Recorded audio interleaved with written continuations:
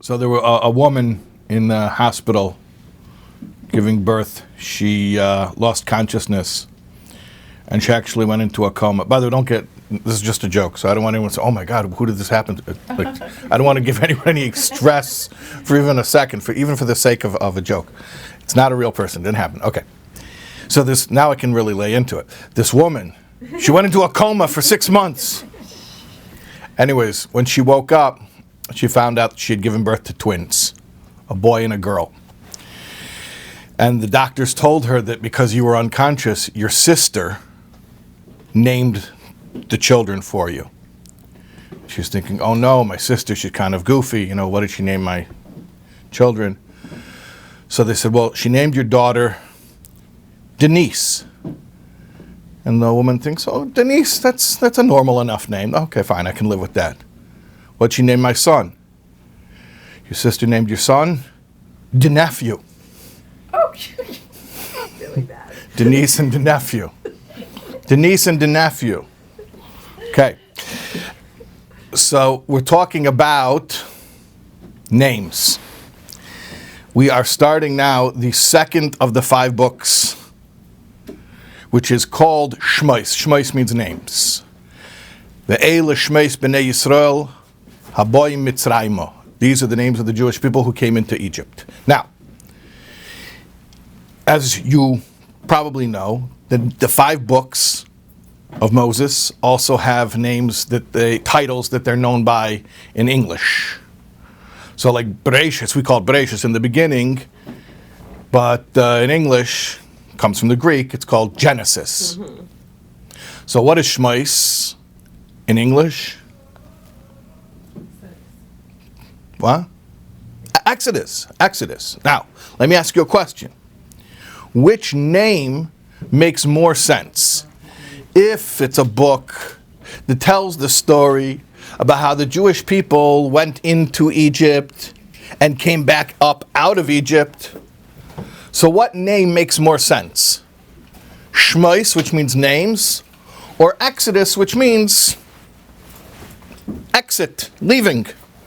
I mean, it's a rhetorical question. Obviously, the name Exodus for the book makes a lot more sense based on what the book is about. And the name names, Shmos, is a little bit funny. So that's what I want to talk about today.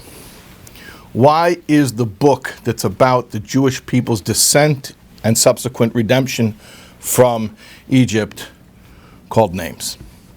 So I'm going to tell you a story. And I hope I can get through this story because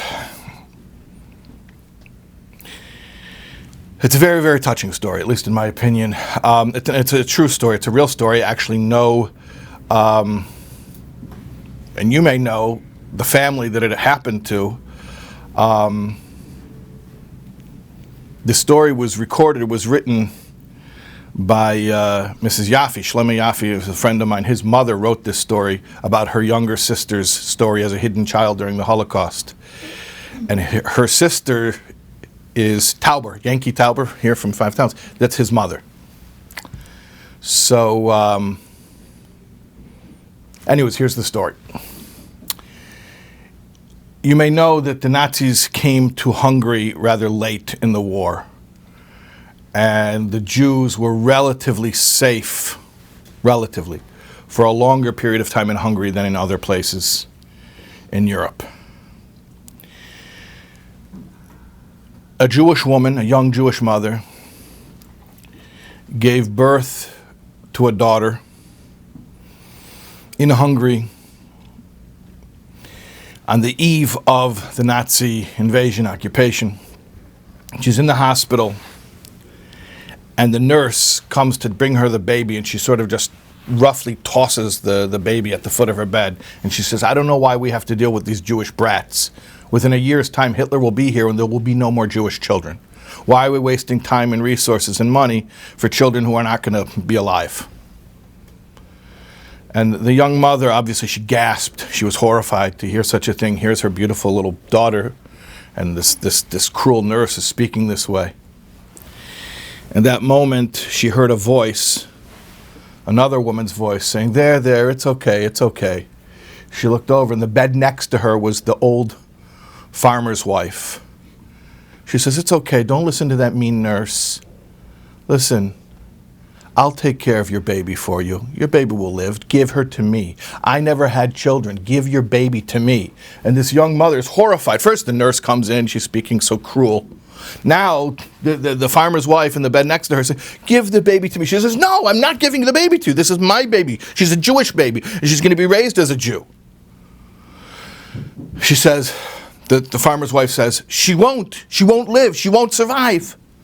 The mother says, yes, she will survive. The Jewish people have been persecuted in every single generation, and we always survived. And at that moment, she remembered that that very day, the birth of her precious daughter was Purim.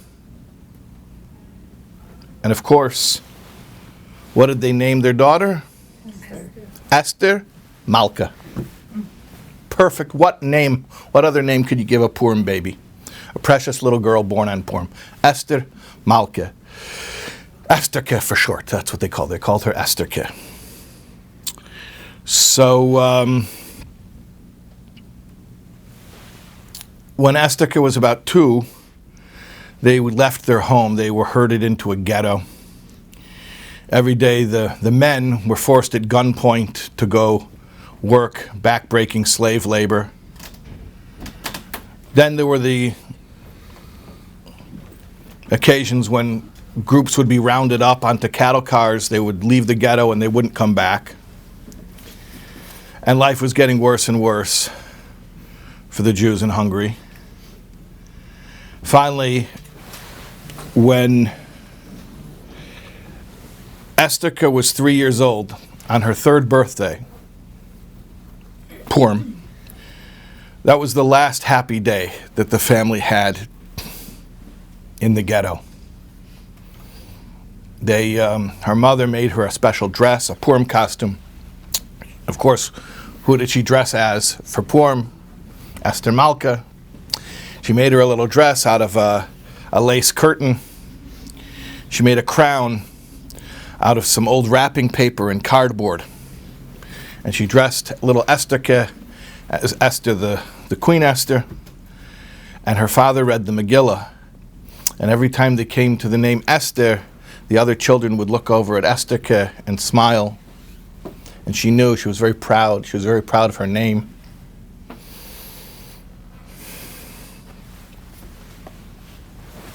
That night, the night of her 3rd birthday, as her mother put her to bed, she said to her, she says, Mommy, I'm so lucky to be Esther. As I said, that was the last happy day they had.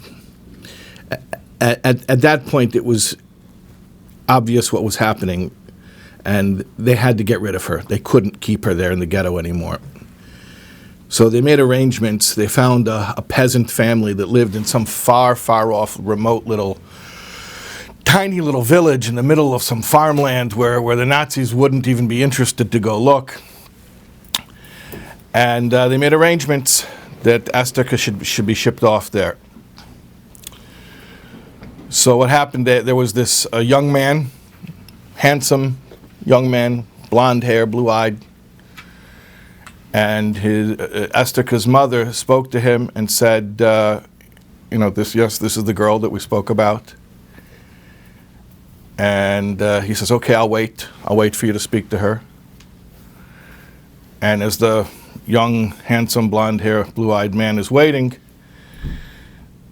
Estherke's mother says to her, she says, you're going to go with this man right now. So she says, are you and Tati coming with? She says, no, we're not coming with. You're going to go with him, and you have to remember, you are not Estherke. Your name is Ava. And she started crying. She says, I have to go, and you and Tati can't come with. I can't have my mommy. I can't have my Tati. I can't even be Estherke. I can't have my name. She started crying. So the young man with the blonde hair and the blue eyes, he came over and he very calmly said to her in Yiddish, Esther, you're going to bring your name with you, but it's going to be your secret. Every night, you'll say Shema silently in your heart, and you'll remember that your name is Esther, and who your mommy is and who your tati is, but it's a secret, and it has to stay right in here. And he pointed at the little girl's heart.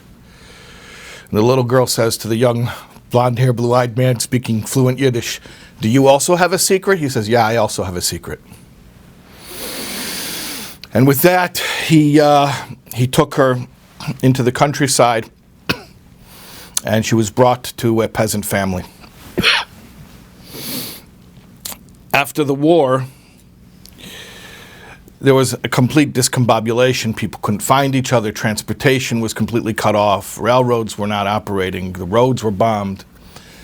But miraculously, this young mother and father survived. They survived. And they set out to look for Esther. So they knew where she was. They knew the town. They'd never been there, but they knew the town. They knew the name of the family. They knew the address. So they come to the town, and they made a plan. The young father and mother, they made a plan. Look, we can't shock this girl. You know, she's become acclimated to a different life. And they knew the stories. They were all hearing the stories about the hidden children. First of all, they didn't 100% know they were going to find her, because there were stories where the peasants who agreed to take Jewish children ended up handing them straight over to the Nazis. Then there were other stories where the peasants wouldn't give the children back, where they kept it, where they grew attached to the children. They didn't want to hand them back to their families. So the young husband and wife, they made up a plan. They said, here's our plan. We're not going to go up to her. We're not going to say who we are. We're just going to say hi. We're strangers to her, remember, and just make friends with her and let her get used to us. And we'll see how long it takes. And then after a while, you know, after she warms up to us and she decides we're nice people, then we'll start to hint to her that we're her mother and father and she's, you know, our daughter. That was the plan. That was absolutely the plan. They walked up to this little house and little cottage, and they see a little sunburned girl with matted dark hair with bare feet playing in the dirt outside of the cottage. And they see this is their daughter. But they don't say anything. They get closer so they don't startle her, and they say, hello, little girl. How are you doing? Come here. And she turns around and she runs inside, and they hear her screaming, Ma, come outside, there are strangers here. So a woman, peasant woman, comes out of the of the cottage. She's wearing a black kerchief on her head, and she holds the little girl by her hand. And she looks at this young couple, and she has this completely blank expression, like there's no expression behind her eyes to reveal what she's thinking or not thinking. She just gives them this sort of stony gaze. And she tightly squeezes the little girl's hand. Now, when that happened, that moment, the mother, the real mother, has this flashback to the day when her daughter was born, the day in the hospital, to that farmer's wife sitting or lying next to her in the bed next to her in the hospital saying, give me the child, give me the child. And she sees now her daughter with this peasant woman holding her hand so firmly and looking at them with no recognition, not a word, not anything. And at that moment she just broke down. The mother, the real mother, she broke down, and their whole plan went out the window. The whole plan that they're going to gradually warm up to her. And she just screams out, Estherke! Like, that's it. The plan's out the window. Estherke! And all of a sudden, it's like the little girl woke up from a dream. And her demeanor, her face, everything just changed. And she looks at this young couple. She says, "Mommy, Tati," and she runs to them and embraces them. So, I tell you this story because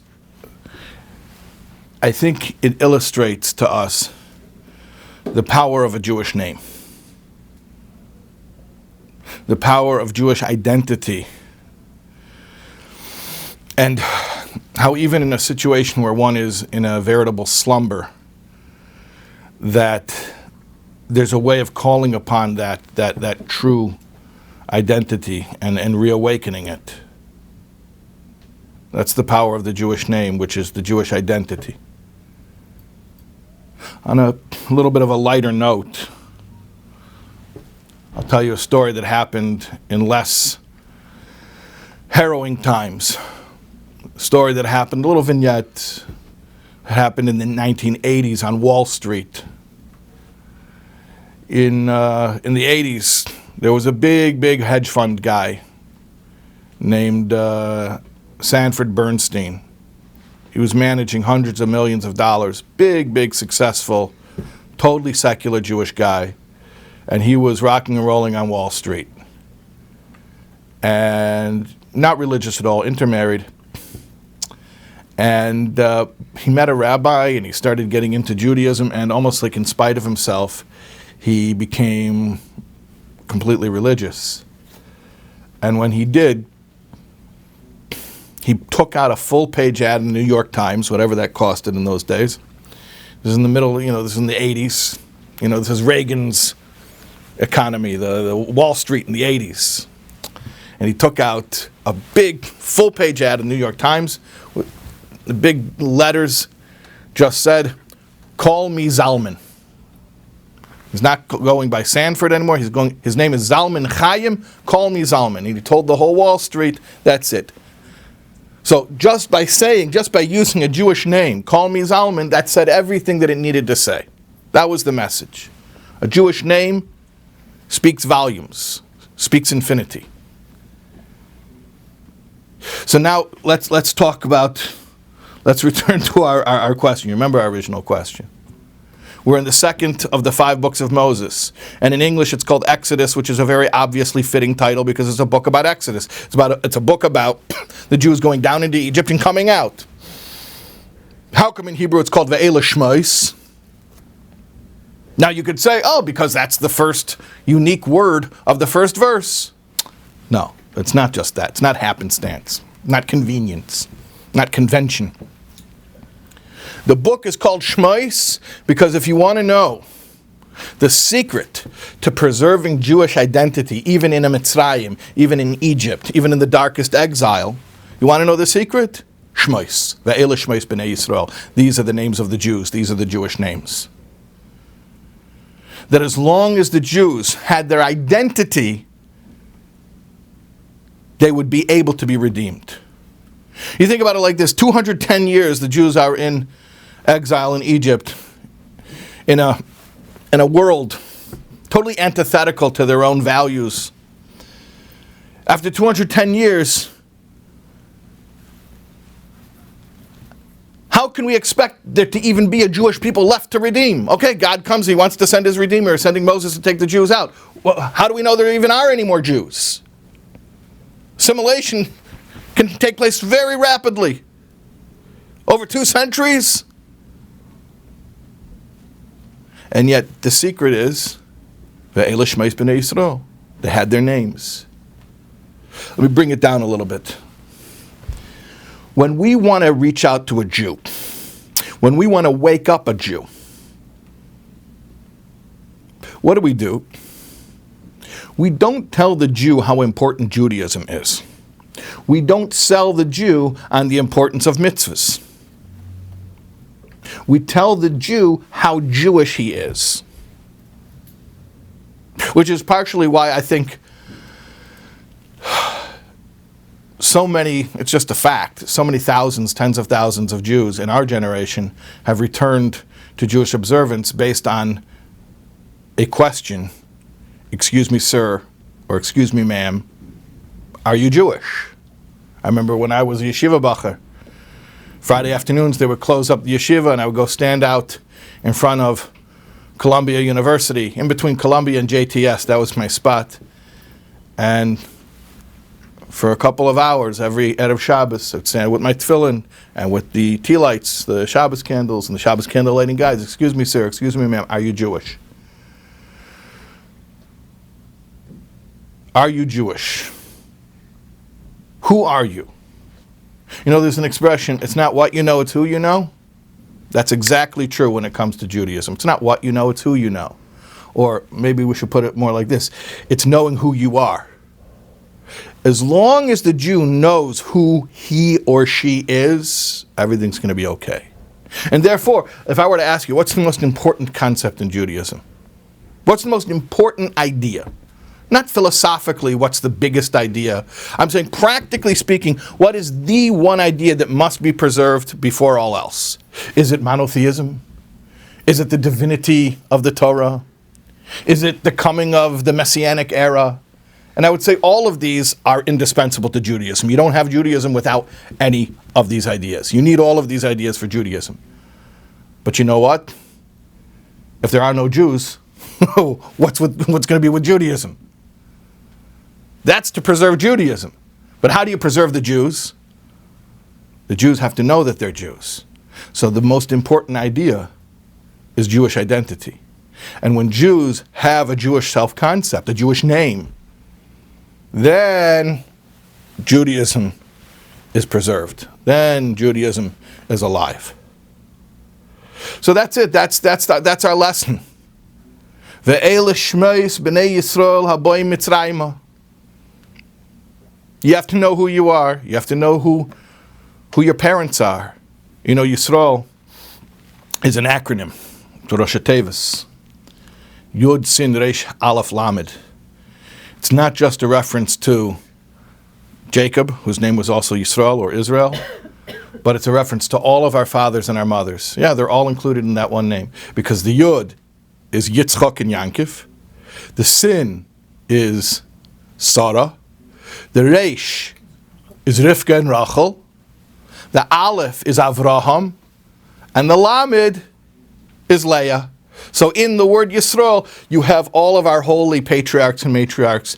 In other words, you have the entire idea of the golden chain of the Jewish people that reaches back to our very origins. Eile Shmos b'nei Yisrael haboim Mitzrayma. That when you know who you are, you know who your parents are, you know who your grandparents are, you know your origins, you know your identity, your true identity. Like Esther, who preserved her identity because of a Jewish name and was able to come back to Jewish observance and to raise Jewish children and grandchildren because she had a Jewish name. So that's a lesson for all of us. We have to know, we have to be clear about our Jewish identity. When you're talking also about the chinuch of our children, how we educate our children, what do we educate them? Primarily, the most important thing we need to teach them, they are Jews. Teach them who they are. The whole Judaism isn't applicable to them until they know that they're the Jews. So first and foremost, tell your children how Jewish they are.